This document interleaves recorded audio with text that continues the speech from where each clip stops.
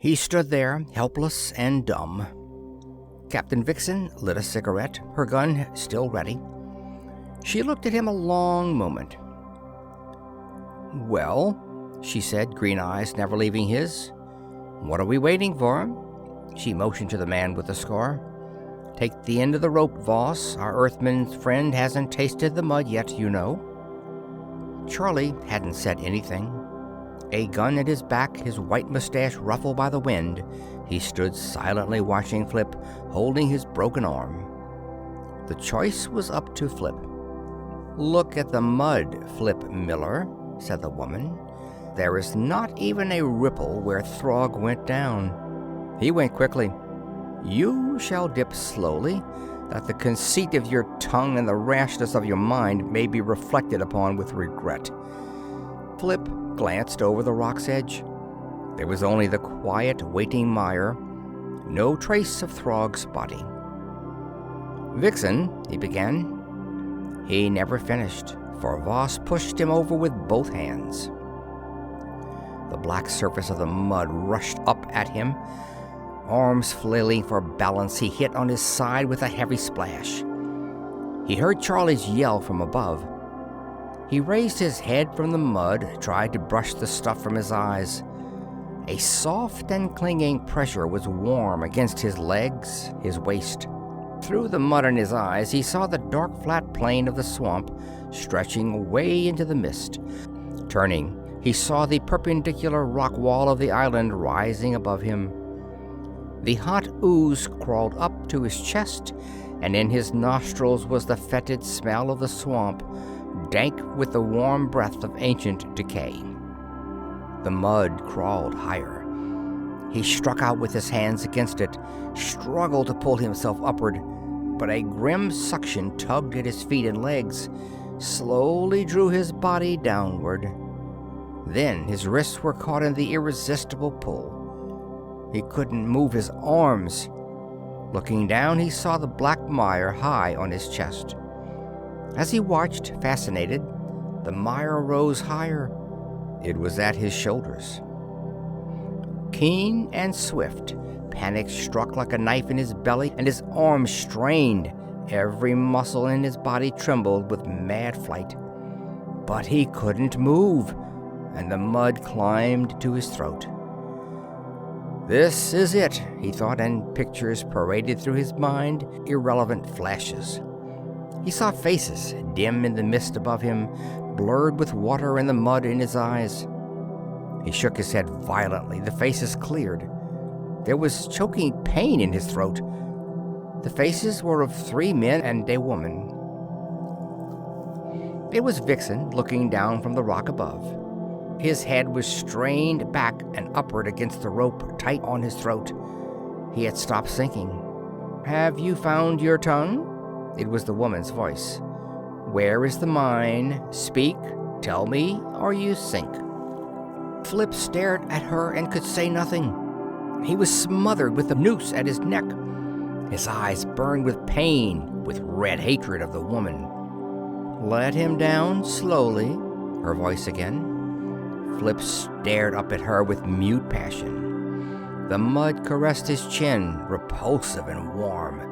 Slowly he felt it creep higher, moist against the back of his head. "Speak, fool, where is the mine?" He stared up at her with bulging eyes, couldn't speak.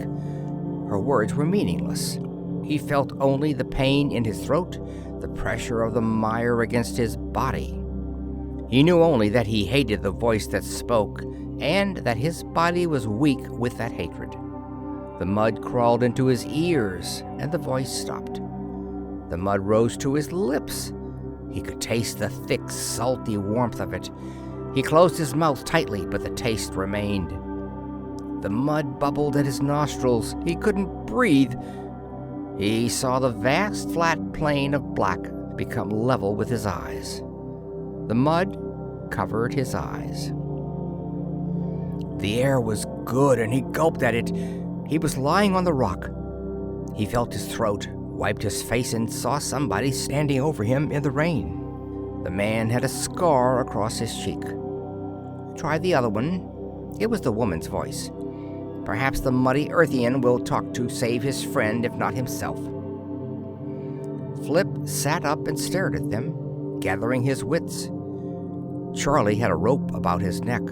The man Voss held a pistol at his back. Charlie grinned at him. "Proud of you, boy," he said. His right arm dangled at his side.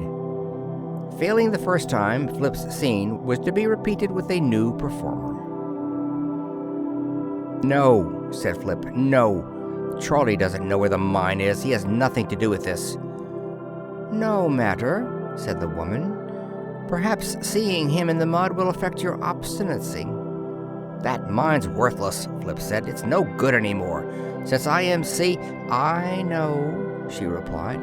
"Hush, Flip," said Charlie. "There's more going on than we know about. Don't tell her. I'm an old man, and throw him in," said the woman impatiently. Flip got to his feet, ignoring the gun in his face. Voss picked up the end of the rope around Charlie's neck. "Stop," said Flip. "I'll tell you." He couldn't let Charlie go through with this. It wasn't his problem, and he had a broken wrist already. "Be quiet," said Charlie. "I don't talk," the woman told Flip. The mine must mean a lot to her, Flip thought. Why? He was positive about the present market price. Could the radio report have been wrong? No, not in a quotation affecting 5 planets. "What do you want with that mine?" Flip stalled. "You know the market price." "Your questions are unhealthy, Earthman. Tell me the mine's location or your friend goes in the swamp without a rope." Flip told her. He didn't lie. He gave the exact Venucio magnetic direction he'd taken to find it. But he was sure of one thing, that there was more here than he knew. The radio report must have been wrong. "You shouldn't have told her, Flip," said Charlie. "Your life will..." The mist was thickening, and it was much cooler, Flip noticed. "Come," said the woman. "We must prove his words while there is light." She turned, walked up the rock toward the ship. "Tie them in the cabin," she ordered over her shoulder. "If he lied, we shall return. If he spoke truth, they have only to free themselves before they starve." When the men left, Flip immediately tried the rope. Pulling with all his strength, he couldn't slacken it, and with the pain in his arm, there was little Charlie could do. "Lordy," said Flip, "what now?" "We're lucky to be alive," said Charlie.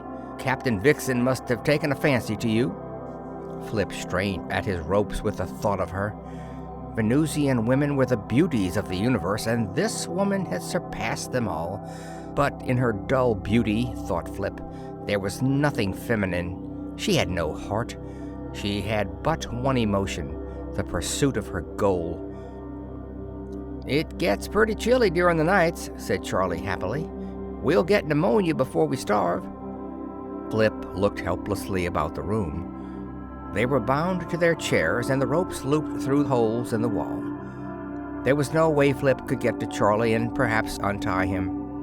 The house was of metal, and through the rusty halls and the open door came the increasing chill of night. Captain Vixen's men had made them comfortable and left them to the whistling wind. There was a draft on Flip's neck, and he turned to see the rust had eaten away a small crack behind him. Just another thing, he thought. He was still caked with mud. Then he almost turned over his chair with his excitement. He craned his neck, saw where the rope binding him was looped through the wall. They were 2 small holes, rusty as the rest. "Charlie," he said hoarsely, "these dumb Venusians, they've tied us to a knife blade." "What?" "The holes they put the rope through. Look at the edges." He began seesawing back and forth with his chair. The rope rubbed against the rusty edges as he did so. "Maybe I can make it in time. It's only been a few minutes, and they've got to warm up the ship." "You mean you're going to face them again? Saints of Saturn, leave well enough alone, boy."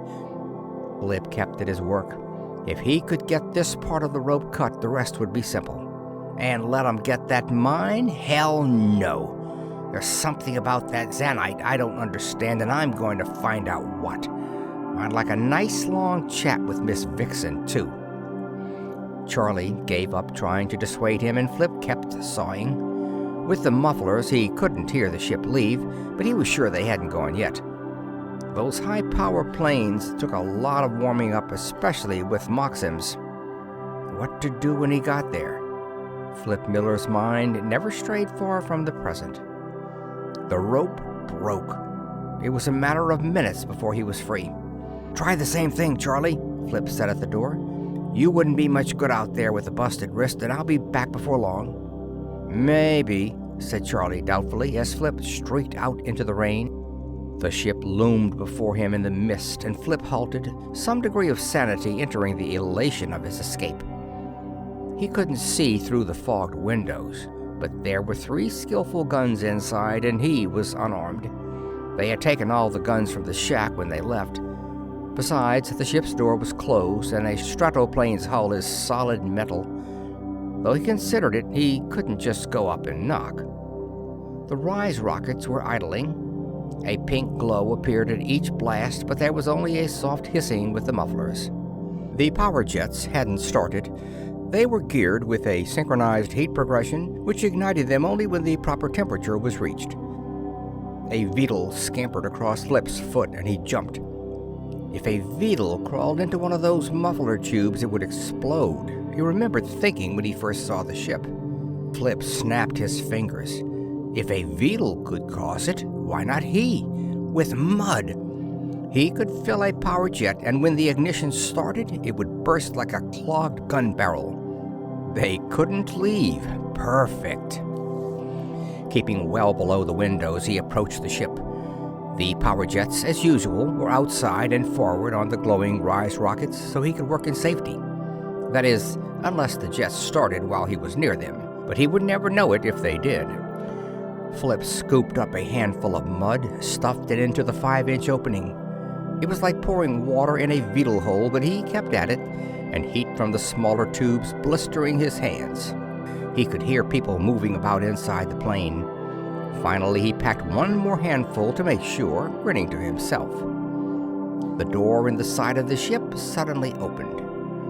Flip dropped down beside the hull. It was the big fellow with the scarred cheek. He jumped down, walked toward the rear of the ship where Flip was. Making a takeoff inspection, Flip decided. What should he do? He could make a break across the rocks, lose himself in the mist. No, they'd track him down, get Charlie again, too. Well, there was one thing to do then. The man was silhouetted against the open door as he walked forward. In the heavy mist, he couldn't see Flip yet. Crouched on hands and toes, Flip sank lower. The muscles in his knees tensed. The man came on. Flip shot toward him, hands outstretched. His fingers found the thick throat, squeezed with all their might as the force of his spring carried them both to the ground. Flip landed on top, kept his hold on the man's neck. The fellow brought up his hands, plucked frantically at Flip's wrists, but he made only soft gurgling sounds, and soon his hands fell away. Flip turned him loose. He wasn't dead, a little out of breath. Flip took his pistol from its holster. To keep him quiet a while longer, he slugged a finishing touch on his chin. With a grin at this aesthetic work, he got to his feet. He had a gun now. But it was still 2 against 1. He'd learned to count the woman, and they were inside. It would be risky entering the ship. Better wait till somebody else came out. They'd be looking for this fellow soon enough. The door was still open. Flip dragged the unconscious man under the rounded hull. Eyes on the door, he crouched down beside him to wait. Suddenly he remembered the mud he'd stuffed in the power jet. Wow, if that thing exploded with him near it. He leaped up, stuck the gun in his belt. He reached down to drag the man away too. As he turned, something jabbed hard in his side. "So you haven't had enough, Earthman?" It was the other fellow, Voss. He must have come out the other side, circled around the back. The rockets were glowing cherry red now. The power jets would ignite any moment. "Get away!" cried Flip. "I clogged a tube. It'll explode." "No more of your tricks, Earthman," said Voss. He yanked Flip's gun from his belt, struck both of them in Flip's belly. "You fool will be blown to bits." "Shut up," said Voss, eyeing his comrade lying beside the ship. He poked him with the toe of his boot. The man groaned, moved slightly. Flip saw bubbles ooze from the jet he'd stopped up. It was a matter of seconds. Ignoring the gun, Flip hit Voss in the face. The man staggered back. Flip whirled to run. As he turned, the mist exploded red. Something crashed into him, an ear-splitting roar. His head hit the rock and he was stunned for a moment. Something large and heavy lay across him. It was quiet in the mist, and the rain was cool. It was a man's body across him. Something hot and sticky seeped through his clothes. Flip shoved the man aside, sat up. He looked at the man's face. It was Voss. The back of his head was gone. His shoulders were a crimson mass, and his back and legs were shredded. Flip got to his feet. He was covered with blood too, but could find only slight cuts. Voss had received the full force of the explosion, and his body had protected him. "Are all Earthmen so lucky?" said a voice. Flip looked up. The woman, Captain Vixen, was standing before him in the rain. One hand was on her hip. The other held a pistol. Flip stared at her a long time, and neither spoke. "Lady," he said finally, "must this game go on forever?" "Not for you," she replied. "Earthman," said the woman, "in the hills I am queen. On the mainland I am terror. In the swamps I am death. Whoever defies me on this, my planet, dies. It needs be so, for the resources of Venus have been plundered to the universe. Imperialism ruled until my father, king before me, died fighting it. You, Earthmen, are a symbol of those that killed him, those that drove my people to poverty, until I came. I am a symbol of the Venus that was, and as I live shall be again. You understand now why you die." Flip looked at the woman, and the rain molded her hair into golden ringlets. The wind shaped her body in the sheer lines of an ancient goddess. The mist softened the chill beauty of her face, and her green eyes were misty in the deepening twilight. The wind was keen, and Flip shivered. "You are the coldest woman I ever knew," he said. "And you are the coolest man." "Since I am to die," said Flip, "you may tell me why you wanted that worthless mine?" "The zanite is worthless," she paused. "The asphalt mixed with it is pitch blende. It was a secret of my father's that the Lost Swamp mine holds enough radium to buy the universe, to return Venus to her rightful place again." She raised the pistol, took aim at his chest. Her hand was without a tremor. "At the swamps," said Flip, "you said you'd never killed a man. I spoke truth. Now I am alone. I must." Flip heard a splash. A beetle scurried across the woman's boots. She screamed. The mud mouse streaked off into the mist. The woman's arms dropped to her sides. Her eyes were wide. For a fleeting second, the epitome of womanhood was on her face, and the warmth of irrational helplessness. Then, quickly, it was gone. The mask returned. She jerked up her gun and fired. The shot went over Flip's head as he dived. His lunge knocked her down. He snatched the pistol from her hand, hurled it into the mist. Pinning her arms to the ground, Flip sat upon her and laughed. "You're a woman," he gritted. "You're a woman afraid of a mouse." She struggled violently to free herself. "You're a woman forced into a deadly legend, a persecution complex. You're beautiful."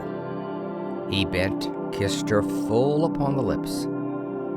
She freed one arm, slapped him across the face. He didn't feel it. There were tears in her emerald green eyes. Flip threw back his head, roared his laughter to the wind.